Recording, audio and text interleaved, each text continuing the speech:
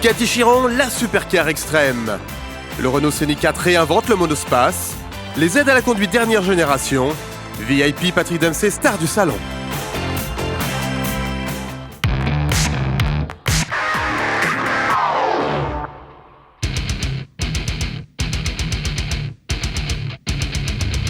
Bugatti Chiron, la supercar la plus puissante du monde. La remplaçante de l'Aveyron, présentée en première mondiale à Genève, affole les compteurs. 1500 chevaux, 420 km/h, 2,4 millions d'euros, un bolide conçu comme une bête de course. L'idée principale du développement stylistique est que la forme doit épouser avant tout les performances. Chaque élément que vous voyez ici a été conçu avec les performances en tête et dans l'idée d'améliorer au maximum la puissance et la dynamique de conduite de cette voiture. Avec son moteur 16 cylindres de 8 litres, la Chiron pourrait s'aligner aux 24 heures du Mans. Mais le fauve se laisse aussi dompter grâce à ses 5 programmes de conduite. Vous pouvez, avec cette voiture, avec laquelle vous avez dépassé 400 km/h le matin, conduire jusqu'à l'opéra le soir. La voiture est assez facile à maîtriser. Elle réunit donc luxe et haute performance comme aucune autre supercar avant cela. Pied au plancher, le 0 à 100 est avalé en 2 secondes 5. En pilotage manuel, cette Bugatti a atteint 380 km/h pour encore accélérer, enclencher le top speed. Le pilote qui met la deuxième clé dans la serrure et entre dans le mode high speed peut conduire jusqu'à 420 km/h. Mais regardez bien le compteur, gradué jusqu'à 500. Une Chiron sera débridée pour dépasser 431 km/h et devenir la voiture de série la plus rapide du monde.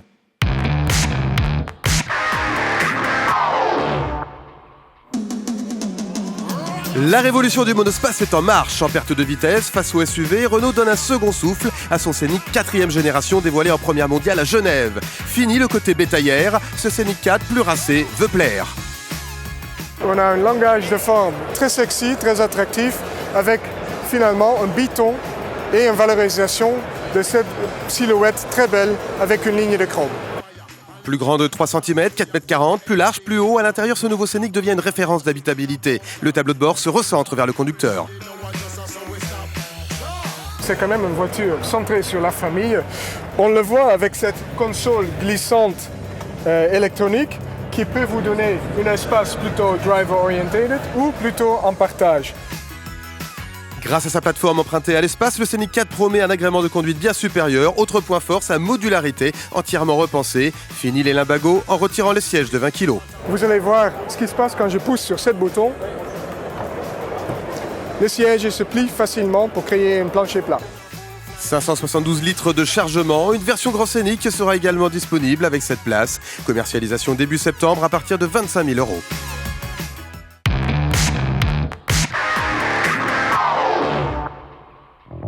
Votre voiture devient intelligente. Quelles sont les dernières innovations technologiques d'aide à la conduite des constructeurs? Nous faisons le point. Depuis 20 ans, radars, caméras, ordinateurs envahissent les véhicules. Le plus intelligent, ça serait de relier tous ces éléments entre eux. Alors, en rajoutant encore une petite caméra qui peut lire les panneaux de circulation, en couplant ça avec la direction, en couplant ça avec les freins, on a réussi à faire interagir tous ces systèmes de sécurité et ça donne ce qu'on appelle la conduite autonome. Légalement, le conducteur doit garder le contrôle, main sur le volant, sans quoi tous ces systèmes se déconnectent automatiquement, sauf en cas d'urgence, comme avec le City Safety de Volvo ou Mercedes. Vous roulez en ville à donc moins de 50 km/h. Si d'aventure en ville, un véhicule pile devant vous, si un enfant saute sur la chaussée ou si un piéton traverse sans regarder et que vous êtes inattentif, la voiture est capable de prendre la décision de passer par-dessus le pilote, de planter et de vous arrêter avant l'accident. Des aides à la conduite qui vont apparaître peu à peu chez tous les constructeurs généralistes d'ici 2020. Le but de la voiture autonome n'est pas de se reposer au volant en laissant rouler, mais bien de sauver des vies. On ne pourra peut-être pas arriver à 0 accident, mais en cas d'accident, on aura 0 blessé parce que la voiture aura ralenti.